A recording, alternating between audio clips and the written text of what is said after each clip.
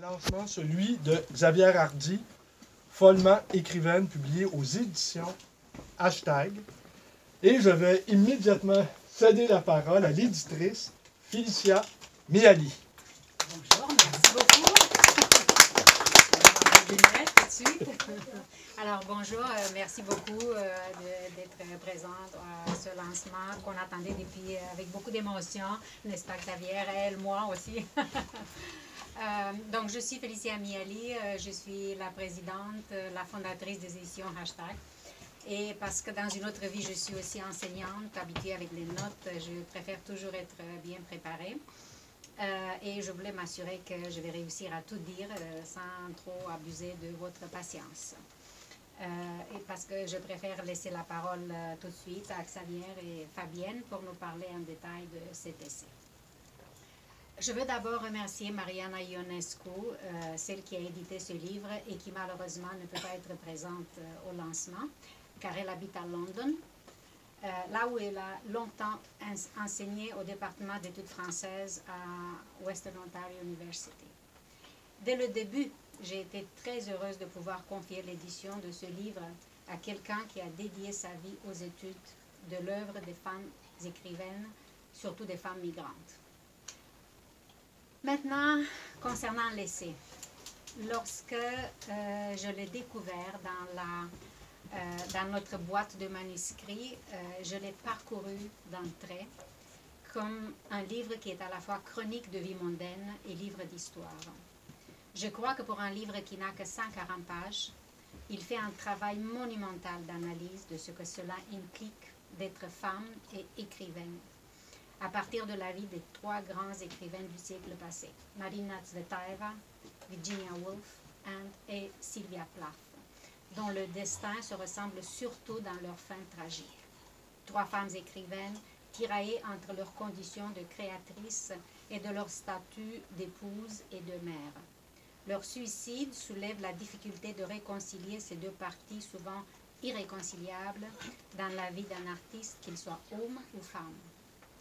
Malheureusement, on assiste plus souvent à des situations où les femmes doivent choisir entre carrière et famille. La question est si, en tant que société, on est encore prêt à accueillir favorablement une femme qui déclare ouvertement de choisir la carrière au détriment de la famille. Et si nous vivons dans une société qui lève de plus en plus le voile sur la discrimination des créatrices, je trouve que ce livre serait encore plus nécessaire au-delà des frontières de l'Occident. Ce livre serait une lecture d'autant plus importante pour les jeunes femmes qui vivent ailleurs au monde et qui ne peuvent pas envisager une carrière d'écrivaine justement à cause de leurs conditions de femmes. Merci et je vous invite à écouter Xavier et Fabienne.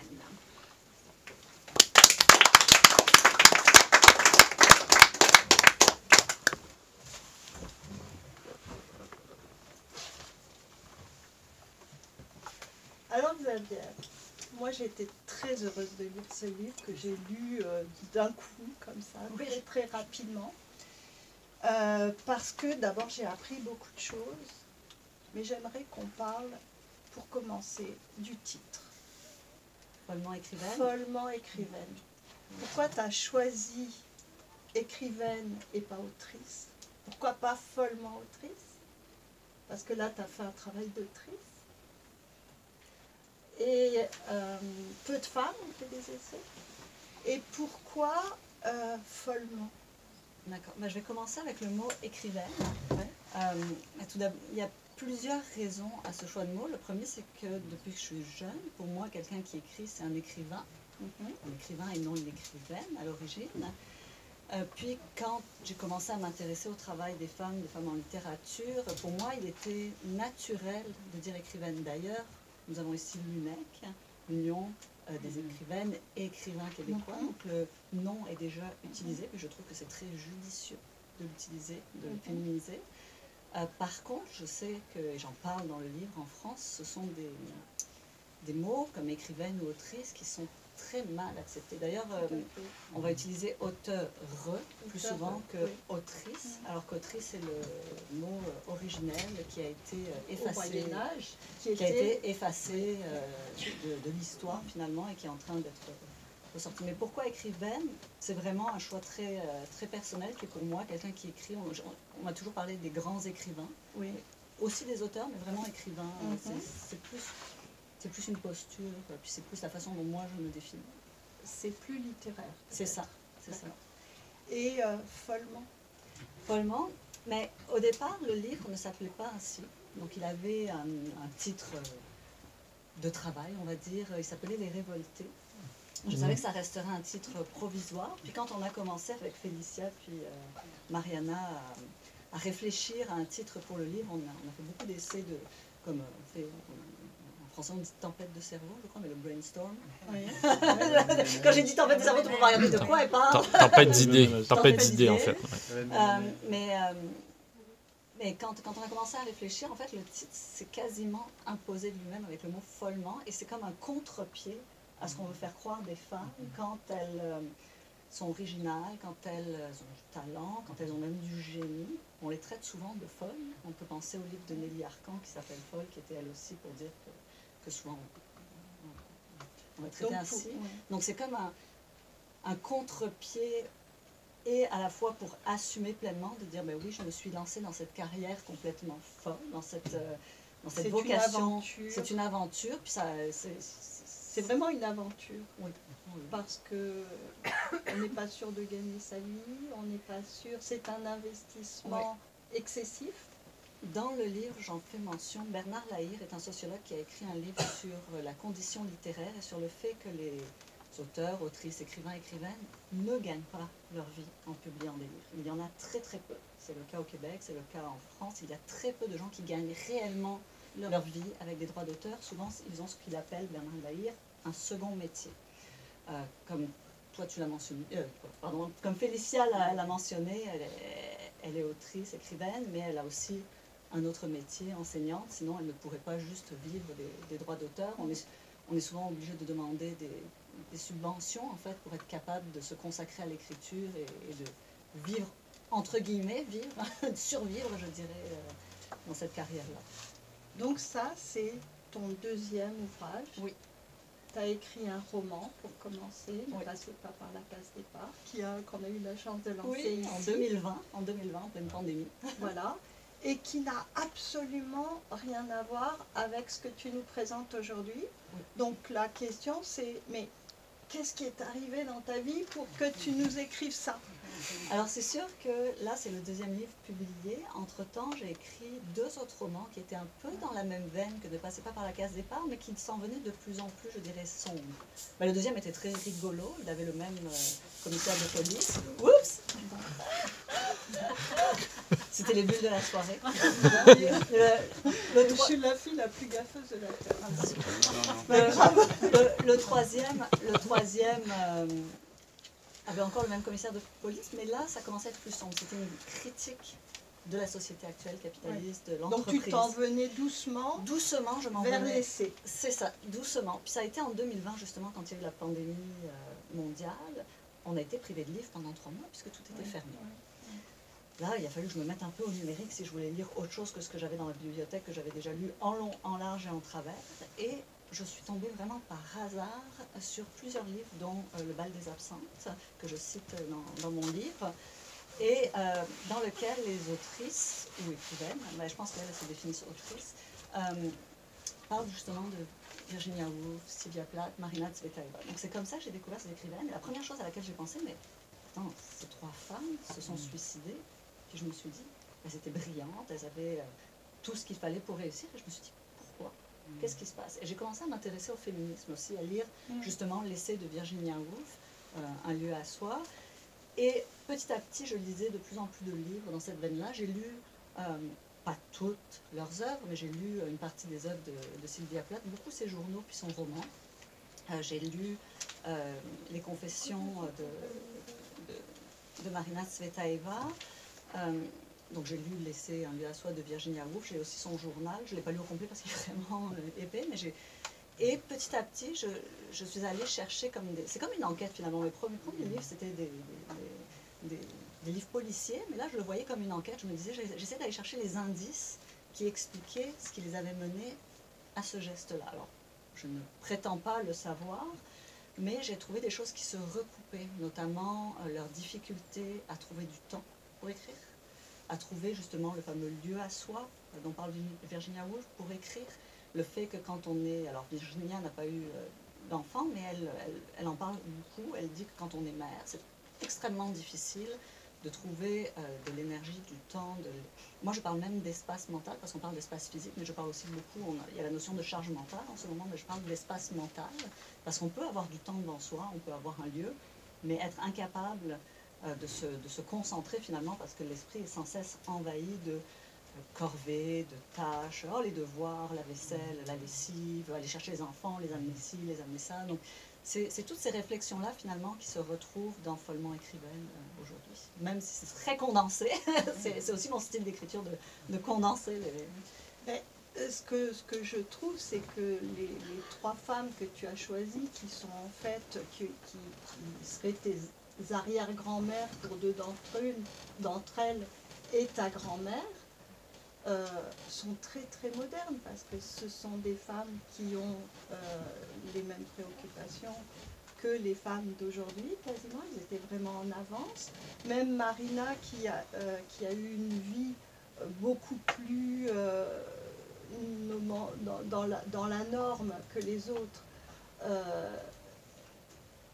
quoique Sylvia aussi était dans la norme, était une amoureuse terriblement engagée dans sa relation de couple, et Sylvia aussi. Et c'était des femmes qui vivaient avec un excès une démesure de quelque chose.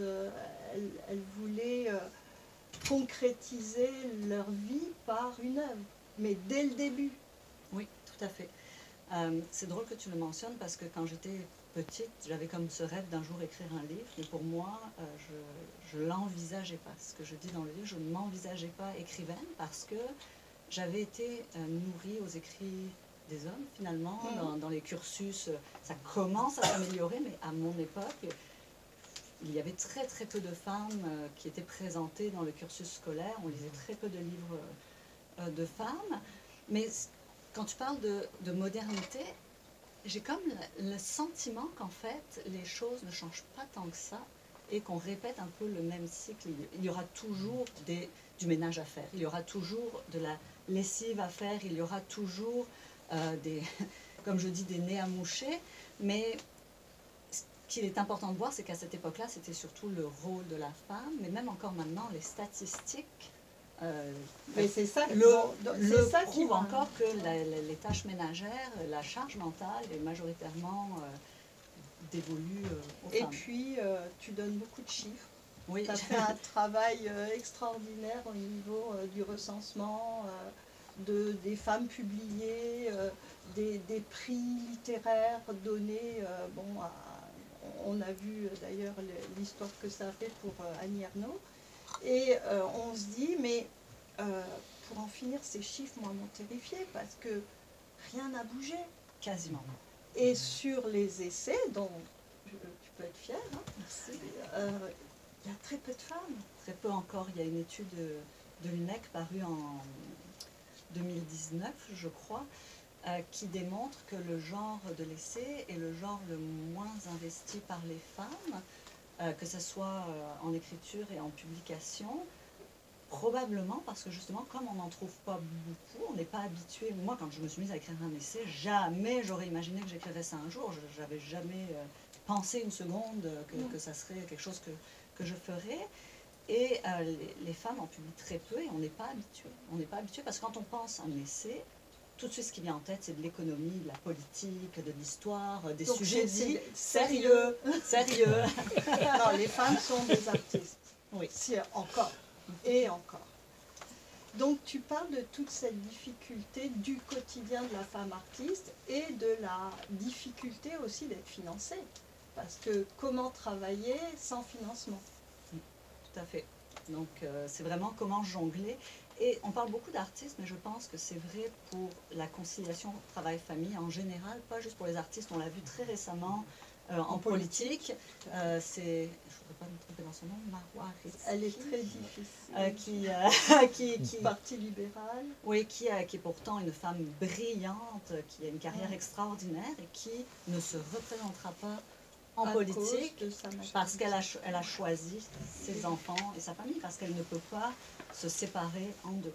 Que le travail que nécessite qu'elle soit présente à Québec très souvent, puis qu'elle ne voit pas ses enfants grandir. Et dans mon livre, je cite une autre politicienne, Anne-Marie Slaughter, si je me souviens bien, qui a fait ce même choix. C'est-à-dire qu'elle travaillait, elle avait un poste très haut placé en politique américaine, et un jour, son fils de, je pense, adolescent, a eu des problèmes, beaucoup de problèmes, et elle a dit, je ne peux pas tout avoir, je ne suis pas capable de tout avoir, je choisis de retourner auprès de ma famille, parce qu'elle partait le matin à 4-5 heures du matin, elle prenait le train, puis elle revenait le vendredi soir très tard, puis après elle courait tout le week-end pour... et ses enfants ne la voyaient pas, et donc elle a fait ce choix-là, qui n'est pas d'une régression, elle l'a mentionné elle-même, elle a dit, mais je suis retournée comme professeure d'université, on s'entend que c'est prestigieux, merci, mais tout le monde a vu ça comme une régression. Ben, c'est-à-dire que pour les femmes, en politique, c'est aussi une exception que de pouvoir œuvrer dans ce milieu-là Oui. à un très haut niveau. Il y a encore beaucoup à faire. Oui, tout à fait. Donc, qu'est-ce qu'on peut dire? Qu'est-ce Mais- que tu voudrais rajouter? L'essai a l'air très pessimiste, mais l'objectif n'est pas d'être pessimiste, pour moi c'était plus d'être réaliste, de faire un constat et de dire qu'est-ce qu'on peut faire de mieux que ce qu'on a fait jusqu'à présent, comment peut-on améliorer finalement une meilleure parité. Trouver des C'est ça, solutions. trouver des solutions, une meilleure représentativité des femmes dans les prix littéraires, dans les publications, parce que elles écrivent autant que les hommes, elles sont juste moins publiées dans certains genres, comme dit sérieux entre guillemets, ou doit-on au contraire reconsidérer des genres que l'on trouve plus frivoles et les regarder d'un œil neuf et se dire mais non, ça aussi c'est important et intéressant. Surtout que les femmes sont quand même la moitié de l'humanité, donc leur intérêt peut avoir quelque intérêt, on va dire. Exactement, leurs sujets ne sont pas tous frivoles. C'est ça, et même s'ils semblent frivoles à l'autre bord de l'humanité, c'est pas pour ça qu'ils ne doivent pas exister. C'est pas pour ça.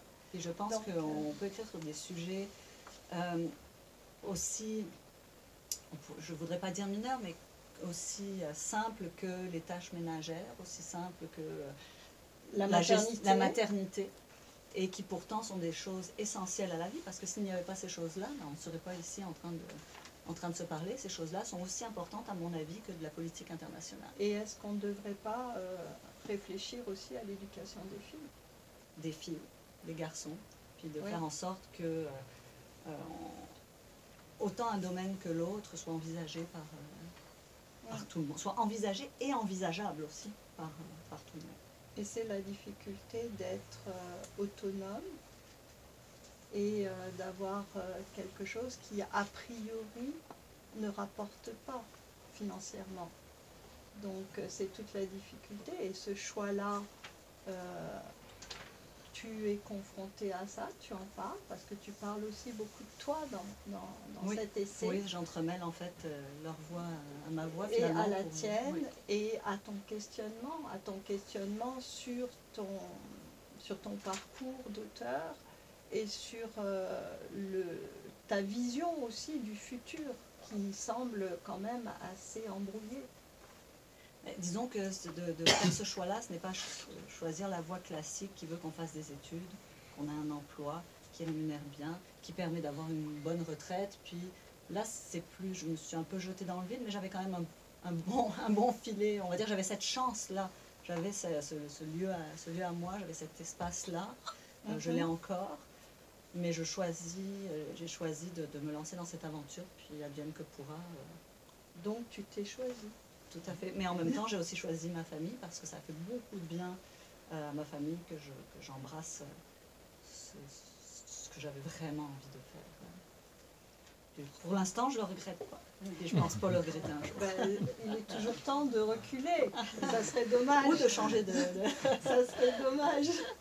Ça serait dommage. Moi, je pensais lire un petit extrait, si Avec ça te, plaisir. si ça te convient, pour finalement clore l'entrevue. Merci beaucoup, Fabienne. Merci encore à de ta toi. lecture très attentive. Puis vraiment, je donnais le livre, puis 2-3 jours après, j'ai fini. Ok. C'est que c'était pas si... Non, ça m'a beaucoup touchée et justement, c'est vivant dans le sens où tu intercales ta vision, tu réponds, c'est comme une discussion avec ces femmes qui sont décédées tragiquement. Hein. Il y a un rapport entre elles qui est tout à fait plaisant, enfin, que j'ai vécu avec beaucoup de curiosité. Déjà parce que je te connais mieux maintenant que j'ai lu le livre. J'ai trouvé que c'était très courageux, que tu t'es dévoilé beaucoup. Et j'aime bien. Pour moi, ça me touche. J'aime bien lire des choses qui sont la vraie vie, quoi, en fait. Qui me touchent en tant que femme, en tant qu'amie, en tant que... J'étais curieuse de savoir où tu voulais m'amener. Bon, j'ai vu. Ben, je vais justement aller dans l'épilogue, un petit extrait de l'épilogue. La jeunesse de l'idée est flamboyance. Ça jaillit en confettis heureux, sonnent les trompettes. Voilà le retour de l'imagination au grand galop. J'exalte, je ris, je larmoie, tout à ma joie de me mettre au travail. Les doigts courts sur le clavier, ininterrompus, agile, fertile. C'est bon, ça me réchauffe, doudou bienveillant. Le doute cogne à ma porte. Patatras. Le château de cartes vole en éclats. Affaissement, repli, angoisse. Les doigts se crispent, inactifs. À quoi bon? À quoi bon? Et la somme de tous les refus, de toutes les critiques, afflue par vagues et fragilise l'idée dans ses fondations. La différence entre une œuvre d'art et le néant? Avancer malgré le doute. Le porter lourd au creux du ventre et écrire, coûte que coûte.